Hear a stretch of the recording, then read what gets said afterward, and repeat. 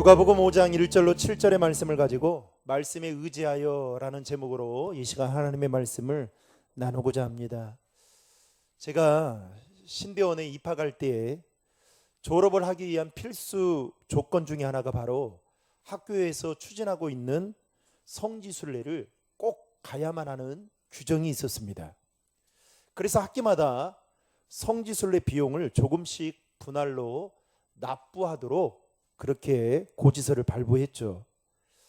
그 당시 저로서는 성지순례 비용을 낼 수 있는 상황이 못 되어서 결국은 가지를 못하고 다른 곳으로 대체해서 졸업을 하게 되었습니다. 지금 생각해 보면 힘들더라도 그때 어떻게든 갔으면 좋았겠다라는 생각이 문득 들지만 참 그때 가지 못했던 것이 두고두고 마음에 아쉬움으로 남아 있습니다. 왜냐하면 목회자에게 있어서 성경의 배경이 되고 또 예수님이 사역하셨던 그 현장을 직접 눈으로 보고 발로 밟는 것 자체가 성경을 보는 데나 목회를 하는 데 있어서 큰 도움이 되기 때문이죠. 앞으로 그래서 성지순례를 갈 수 있는 기회가 된다면 특별히 저는 예수님께서 무리를 걸으셨던 장소나 아니면 물고기 2마리와 보리떡 5개로 5,000명을 먹였던 그 오병이어의 기적을 일으켰던 장소나 그리고 난공불락의 요새라고 말했던 그 여리고성이 무너졌던 그 장소나 그리고 오늘 본문에 나오는 갈릴리 바다 게네사렛 호숫가를 꼭 가보고 싶은 마음이 있습니다. 오늘 본문은 갈릴리 바다 일명 게네사렛 호숫가에서 예수님께서 이른 아침에 오셔서 이곳에서 무리들을 대상으로 하나님의 말씀을 가르치셨습니다. 시간이 흐르자 점점 많은 사람들이 예수님 주위로 몰려들기 시작합니다. 얼마나 많은 사람들이 예수님 주변에 에워쌌는지 말씀을 제대로 전하기 어려울 정도의 상태가 되었습니다. 그렇게 많은 사람들이 그것도 이른 아침에 예수님께로 나와왔던 그 이유는 바로 하나님의 말씀을 듣기 위해서였습니다. 무리들은 인간 예수의 말을 듣기 위해 온 것이 아니라 예수님의 입에서 선포되어지는 그 하나님의 말씀을 듣기 위해 이른 아침에부터 나왔다는 것입니다. 사랑하는 성도 여러분, 오늘 복된 주일 아침에 하나님의 말씀을 듣기 위해 이곳에 나온 여러분들을 주의 이름으로 축복합니다. 오늘 또 말씀을 듣는 가운데 우리의 마음이 뜨거워지고 역사하시고 인격적인 그 하나님을 말씀을 통해 만나는 은혜가 있기를 주님의 이름으로 축원합니다. 그런데 많은 사람들이 몰려들자 예수님은 더 이상 말씀을 자유롭게 전할 수가 없었던 까닭에 더 나은 장소를 찾아보기 위해 주위를 둘러보시다가 마침내 호숫가에 배 2척이 서 있는 것을 보게 됩니다. 그곳에 고기를 잡고 돌아온 어부들이 한참 동안 그물을 짚고 있었습니다. 그런데 예수님은 그 2척의 배 중에 한 배에 오르시더니 그 오르셨던 배가 바로 오늘 본문에 나오는 시몬 베드로의 배였습니다. 그리고 예수님은 베드로에게 배를 육지에서 조금 떼기를 청하셨습니다. 그리고 그 배에 앉아 자유롭게 강단 삼아 하나님의 말씀을 가르치기 시작했습니다. 배에 앉아 무리들에게 하나님의 말씀을 가르치던 그 예수님은 말씀을 마치신 다음에 시몬 베드로에게 깊은 데로 가서 그물을 내려 고기를 잡으라 라고 말씀하셨습니다. 사실 베테랑 어부였던 베드로의 입장에서 보면 이 예수님의 말씀, 깊은 데로 가서 그물을 내려 고기를 잡으라는 이 말씀에 선뜻 순종하기가 어려웠을 것입니다. 왜냐하면 일단은 예수님은 어부입니까? 목수입니까? 목수이죠. 또 목수이신 예수님에 비해 베드로는 어릴 때부터 그곳에서 자라 고기를 잡으면서 어떤 시간과 어떤 장소에 고기가 있고 없는지를 어느 누구보다도 잘 알고 있었을 것입니다. 따라서 예수님이 베드로에게 하신 이 말씀은 어부로서의 전문성으로 비추어 볼 때에 결코 수용할 만한, 아니 납득이 될 만한 말이 아니었을 것입니다. 더욱이 베드로는 지난밤 밤새도록 그물을 던졌지만 단 한 마리의 고기를 잡지 못했습니다. 실적이 없으니까 여러분 어깨가 축 처져 있었을 뿐만 아니라 기분도 영 아니었겠죠. 예수님이 그것을 눈치를 볼 줄 아시는 분이시다면 베드로의 얼굴만 봐도, 어깨만 봐도 어떻게 해요?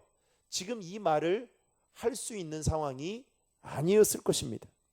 그런데 그런 상황 속에서도 놀라운 것은 베드로가 예수님의 말씀에 배를 띄워 바다로 나가서 깊은 데로 가서 그물을 내려 고기를 잡으라는 이 말에 수용하고 받아들였다는 사실입니다. 여러분, 혹여나 어젯밤처럼 또다시 예수님의 말씀에 순종했지만 한 마리의 고기도 잡지 못하고 허탕을 치게 된다면 어떨까요? 이로 인한 정신적인 그리고 물질적인 육체적인 손해는 그가 온통 감내해야 할 정도로 마음이 착잡하고 무거웠을 것입니다. 그런데 베드로는 이 모든 부정적인 여건을 이겨내고 오늘 예수님이 자신에게 하셨던 그 말씀에 순종하셨다라는 사실에 우리는 주목할 필요가 있습니다. 즉 베드로는 자신의 생각과 그동안의 경험을 토대로 볼 때에 도저히 순종할 수 없는 상황이었지만 그는 말씀에 의지하여 믿음으로 순종했다라는 것입니다. 여러분, 오늘 본문 5절의 말씀을 다 함께 읽겠습니다. 시몬이 대답하여 이르되 선생님 우리들이 밤이 새도록 수고하였으되 잡은 것이 없지만은 말씀에 의지하여 내가 그물을 내리리이다 하고. 아멘. 사실 베드로의 입장에서 볼 때 예수님의 말씀은 말씀에 의지했다라고 말하고 있지만 그 말씀이 납득이 되고 수용이 될 만한 말은 아니었죠. 어떤 분은 이렇게 이 부분에 대해서 이렇게 말하시는 분도 있습니다. 베드로는 예수님의 수제자였으니까 남다른 믿음을 가지고 있어서 예수님의 말씀에 쉽게 순종할 수 있었을 것이다, 이렇게 생각하는 분도 계시겠지만 절대로 그렇지 않습니다. 베드로는 우리와 동일한 성정을 가진 자였고 재성을 가진 인간일 뿐 특별한 존재는 아니었습니다. 더욱이 이 당시에 베드로는 아직 예수님이 어떠한 분인지 잘 몰랐습니다.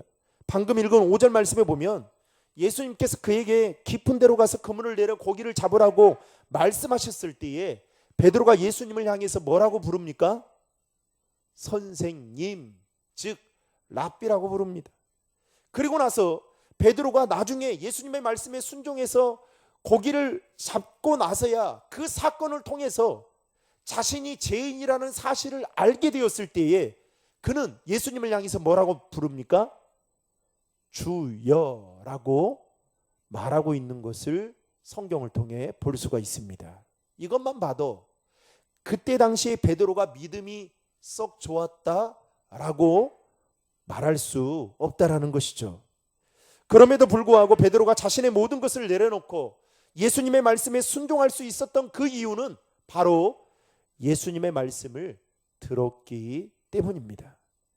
베드로는 예수님이 탄 배의 주인으로서 가장 가까이에서 예수님이 하시는 말씀을 들었습니다. 베드로는 육체적으로는 심히 피곤했겠지만 예수님의 입에서 나오는 그 말씀을 듣게 되었을 때에 그 말씀이 그의 마음과 그의 영혼을 서서히 녹이고 그의 영혼을 사로잡아 갔던 것입니다. 마치 믿음은 어디에서 난다고요?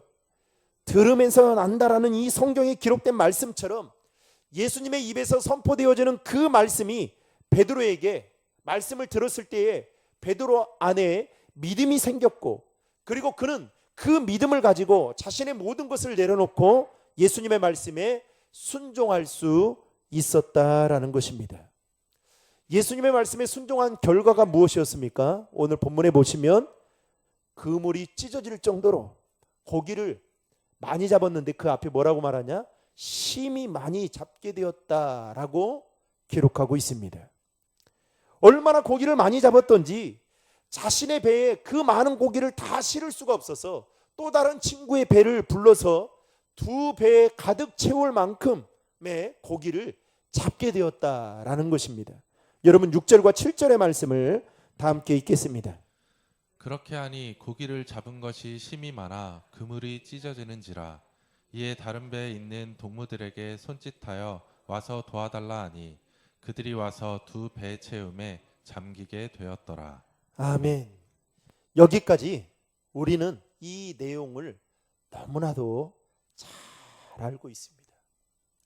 그런데 오늘 말씀을 통해서 이 사건이 우리에게 주는 교훈이 무엇인지 다시 한번 살펴보면서 그 은혜를 나누었으면 합니다. 첫째, 하나님의 말씀에 순종하면 누구나 이렇게 풍성한 축복을 누릴 수가 있다라는 것입니다. 여러분, 저와 여러분이 믿고 있는 하나님은 신실하신 분이십니다. 그리고 그 신실하신 하나님은 우리에게 약속의 말씀을 주시고 그 약속의 말씀을 붙들고 순종하는 자에게 풍성한 복을 내려주시는 분이심을 믿으시길 바랍니다. 특별히 신명기 28장을 보시면 순종하는 자에게 주시는 하나님의 복이 무엇인지 말해주고 있는데요. 시간 관계상 1절부터 6절까지 말씀을 좀 우리가 읽었으면 좋겠습니다. 자, 화면을 보고 같이 읽겠습니다. 내가 내 하나님 여호와의 말씀을 삼가 듣고 내가 오늘 내게 명령하는 그의 모든 명령을 지켜 행하면 내 하나님 여호와께서 너를 세계 모든 민족 위에 뛰어나게 하실 것이라. 내가 내 하나님 여호와의 말씀을 청종하면 이 모든 복이 내게 임하며. 네, 여기까지 읽겠습니다. 임하면 그 다음에 뭐라고 말하냐?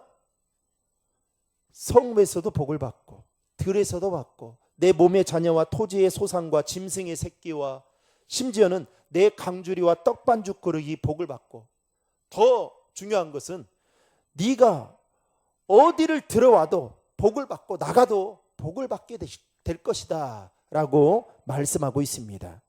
이 복은 누구를 위한 것입니까?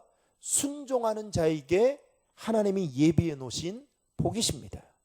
게다가 신명기 12장 28절에도 보면 하나님은 순종하는 자에게 뭐라고 말씀하시냐면 너와 내 후손에게 영영이 복이 있으리다. 즉 너만 복을 받는 것이 아니라 너의 후손까지도 복을 받도록 내려주시겠다라고 말씀하고 있는데요. 같이 화면을 보고 읽겠습니다. 내가 내게 명하는 이 모든 말을 너는 듣고 지키라. 내 하나님 여호와의 목전에 선과 의를 행하면 너와 내 후손에게 영영이 복이 있으리라. 아멘. 사랑하는 성도 여러분, 성경에 나오는 모든 기적의 밑바탕에는 공식이 하나 있습니다. 그 공식은 바로 순종이라는 공식입니다. 다시 말하면 순종 없이 일어나는 기적은 하나도 없다라는 사실입니다. 요한복음 2장에 나오는 가나안 혼인잔치에 있던 물이 포도주로 되었던 그 기적이나 요단강을 건너고 이스라엘 백성들이 홍해를 건넜던 그 기적, 나아만이 한센병을 고침받았던 그 기적은, 그 기적의 밑바탕에는 그들의 순종을 통해서 하나님은 일하셨다라는 사실을 기억하시길 바랍니다. 그러므로 사랑하는 성도 여러분, 오늘 우리 장로님이 기도했잖아요. 우리가 말씀을 듣고 아는 것으로 끝나는 것이 아니라 그 아는 만큼 여러분들의 삶의 자리에서 말씀이 작동되어지는 기계와 같이 순종할 수 있는 믿음의 사람들이 되기를 주님의 이름으로 축복합니다. 여러분, 왜 오늘날 한국교회가 이렇게 지탄을 받고 있냐라는 거예요. 왜 오늘날 교회가 교회다운 역할을 못하고 있습니까? 순종의 지수가 낮아지고 있기 때문에 그래요. 머리로는 너무나도 잘 알고 있어요. 말씀을 읽어야 된다, 기도해야 된다, 은혜의 자리에 사모해야 된다, 내가 받은 은혜를 가지고 주의 몸된 교회를 섬겨야 된다는 것을 너무나도 잘 알고 있습니다. 그런데 문제는 뭐냐? 알고 있는 만큼의 순종의 믿음이 뒷받침되어 있지 못하는 거예요. 사랑하는 성도 여러분, 오늘 이 시간 저와 여러분들이 말씀에 대한 그 순종의 지수가 높아질 수 있기를 주님의 이름으로 축복합니다. 그만큼 성경은 우리에게 순종이 얼마나 중요한지를 여실히 보여주고 또 가르쳐주고 있다라는 것입니다. 또 하나, 오늘 본문의 이 사건을 통해서 우리에게 주는 또 하나의 교훈은 둘째, 모든 것을 내려놓고 말씀에 순종하면 하나님이 그의 인생을 책임져 주신다는 것입니다. 여러분, 만약에 베드로가 업으로서의 자신의 경험과 지식을 의지해서 그가 가지고 있는 상식선에서 여러분 그물을 내려 고기를 잡으라고 했다면 하나님은 이렇게 역사하지 않으셨을 것입니다. 그러나 그가 가진 모든 경험과 지식들을 내려놓고 예수님의 말씀에 의지하여 그물을 내렸을 때에 놀라운 기적을 경험하게 됩니다. 어떤 분은 이 장면에서 이런 걸 생각해요. 베드로가 얼마나 많은 고기를 잡았으며 또 그때 당시에 수입이 얼마나 되었는지 여기에 관심을 갖는 분도 있지만 여러분, 사실은 그것이 중요한 게 아니에요. 그물이 찢어질 만큼 고기를 잡은 것이 중요한 게 아닙니다. 정말로 중요한 것은 베드로처럼 우리도 하나님의 말씀에 순종하면 하나님께서 그의 인생을 책임져 주신다라는 이 사실이 더 중요하다라는 것입니다. 시편 기자는 시편 48편 14절에 이와 같은 말씀을 하셨습니다. 제가 제일 좋아하는 말씀인데요. 같이 한번 읽겠습니다. 이 하나님은 영원히 우리 하나님이시니 그가 우리를 죽을 때까지 인도하시리로다. 아멘. 저와 여러분이 믿고 있는 하나님은 어떤 분이시다고요? 영원하신 하나님. 그 영원하신 하나님이 저와 여러분을 죽을 때까지 인도해 주신다. 여러분, 무슨 말입니까? 하나님의 그 인도하심은 우리가 죽을 때까지 하나님이 우리 인생을 책임져 주신다는 거예요. 여러분, 저도 자녀가 3명이 있지만 저도 장담을 못해요. 우리 아이들 인생을 내가 책임져 주겠다. 우리 가끔 그러잖아요. 우리 부모님들이 대학교 때까지만 내가 너를 가르치고 그 다음부터는 네 인생 네가 알아서 살아야 된다. 그런데 여러분, 그거는 말에 불과할 뿐입니다. 왜요? 우리는 내일 일이 어떠한 일이 일어날지, 우리의 삶에 어떠한 일이 일어날지 아무도 장담할 수 없거든요. 예측할 수가 없거든요. 그냥 말일 뿐인 거예요. 그냥 부모님의 마음인 겁니다. 부모님이 먼저 돌아가시는 경우도 있어요. 그러면 어떻게 해요? 그냥 자녀들 이 세상에 두고 가야 되는 거죠. 그런데 하나님은 어떤 분이시냐? 영원하신 분이셔서 우리를 죽을 때까지 우리 인생을 책임져 주신다라고 말씀하고 계십니다. 마치 이스라엘 백성이 애굽에서 출애굽하여 40년의 광야 생활을 할 때에 막막하고 암담했지만 하나님께서 그들의 삶을 책임져 주셨잖아요. 어떻게 해요? 구름 기둥과 불 기둥으로, 그리고 만나와 메추라기로 먹이시고 입히시면서 그들의 40년의 광야의 삶을 완전하게 책임져 주셨습니다. 그 하나님이 저와 여러분이 믿고 있는 하나님이심을 믿으시기를 주님의 이름으로 축복합니다.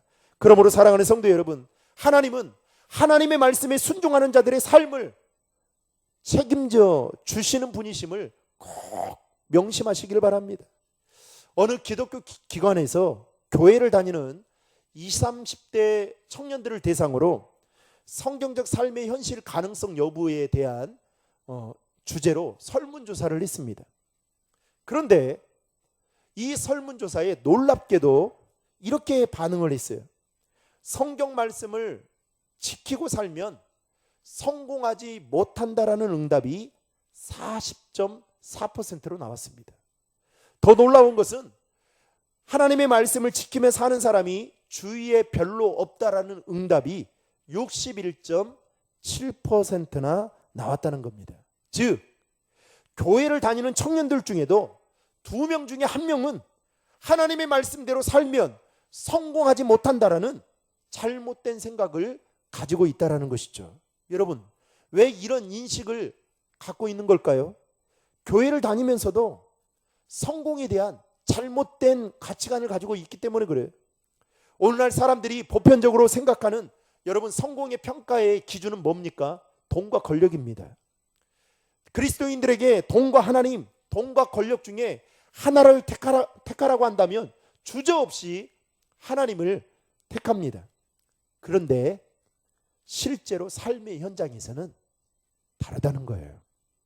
하나님보다 돈을 택하고 하나님보다 돈을 더 쫓고 하나님보다 권력을 택하고 하나님보다 권력을 향해 나아가는 그리스도인들이 많다라는 것입니다. 그러다 보니까 하나님의 말씀에 대해 이율배반적인 태도를 가지고 살아가는 거예요. 그냥 말씀은 교회 안에서만 지키는 것처럼 그렇게 생각하고 살아가는 사람들이 있다라는 거죠. 그러니 여러분, 그 인생을 하나님이 책임져 주시겠습니까? 사랑하는 성도 여러분, 하나님께서 저와 여러분의 인생을 책임져 주시는 인생으로 살아가기를 원하십니까? 그렇다면 베드로처럼 내 안에 있는 모든 것을, 다시 말하면 내가 처한 환경과 상황과 경험과 지식 등을 내려놓고 말씀에 의지하여 온전히 순종할 때에 하나님께서, 신실하신 하나님께서 그 인생을 책임져 주신다는 사실을 믿으시기를 바랍니다. 여러분, 신앙생활은 엄밀히 말하면 하나님의 말씀에 내 인생을 올인하는 거예요. 거는 거예요. 히브리서 4장 12절 말씀에 보면 하나님의 말씀은 살아있고 운동 활력이 있어 좌우의 날선 어떤 검보다도 예리하여 혼과 영과 골수와 관절을 찔러 쪼개기까지 한다라고 말씀하고 있습니다. 그 말씀을 믿는다면 여러분, 그 말씀에 우리의 인생을 거는 거예요. 그 말씀대로 살아보는 거예요. 우리 정필서 목사님이 우리 청년들한테 그 11조 이야기를 하면서 그런 이제 11조 이야기를 하니까 그런 말을 했다는 거예요. 그냥 단순하게 한번 해보라는 거예요. 해보고 나서 해보라는 거예요. 그러면 해보고 나서 하나님이 그의 삶을 어떻게 책임져 주실까 기대하면, 여러분, 저는 여러분들에게 동일하게 말하고 싶어요. 여러분들이 하나님의 말씀 앞에 여러분의 이성과 충돌이 되어서 주저주저 할 때, 머뭇거릴 때에 말씀에 의지하여 순종해보라는 거예요. 순종하면 어떻게 해요? 하나님이 그 인생을 책임져 주십니다. 왜요? 하나님 이 세상 모든 것을 다 주관하시는 분이시거든요. 여러분 한번 생각해 보세요. 제가 베드로였다면 저는 아주 이 난색을 표하면서 엄청나게 예수님 그냥 들어가지고, 제가 힘이 있어요. 예수님 잠깐만, 들어가지고 그냥 바다에 던졌을 거예요. 아니 지금 제 상황이 어떤 상황인지 압니까? 제가 지금 고기 한 마리도 못 잡아서 지금 식솔들이 있고 이거 오늘 하루 이거 일당 못하면 지금 손해보는 게 엄청나게 많은데 지금 예수님이 내배에 앉는다고요? 그리고 깊은 데로 가서 그물을 내리라고. 내 상식선으로는 깊은 데는 고기도 없어요. 그리고 여기에 고기가 있는 것도 아니고, 또 당신은, 나는 어부지만 당신은 목수가 아닙니까? 그런데 지금 불난집에 부채질한다고 지금 내 배에서 있는데 당장 나가십시오. 그리고 어떻게 해요? 저는 순종하지 않았을 거예요. 여러분, 우리가 신앙생활 하다 보면 말씀이 내 이성과 충돌할 때가 있어요. 도저히 받아들이기 힘든 말씀들이 있습니다. 그러나 여러분 하나님의 말씀에 여러분의 인생을 걸게 될 때에 능치 못하신 하나님께서 저와 여러분들을 지키시고 저와 여러분들의 인생을 책임져 주신다는 사실을 믿으시길 바랍니다. 그래서 말씀대로 살아보는 거예요, 여러분. 그냥 단순하게. 여러분, 유정옥 사모님 제가 엄청나게 은혜를 받았거든요. 근데 제가 보니까 진짜 단순하잖아요. 하나님이 주신다고 보여주셨으니까 여러분 이 역시 두렵다고 하잖아요. 그래 말씀대로 순종하면 되는 거예요. 아멘. 사랑하는 성도 여러분, 저와 여러분이 그동안 살아왔던 경험, 지식, 가지고 있는 지식을 의지하기보다는 신실하시고 능치 못하신 일이 없으신 그 하나님의 말씀을 의지하여 순종함으로 살아가게 될 때에 하나님께서 우리의 인생을 책임져 주심을 믿고 이 믿음으로 한 주간도 승리할 수 있는 우리 신도림 중앙의 모든 성도님들, 또 이 자리에 함께 예배하고 있는 모든 하나님의 자녀들이 되시기를 주님의 이름으로 축원합니다.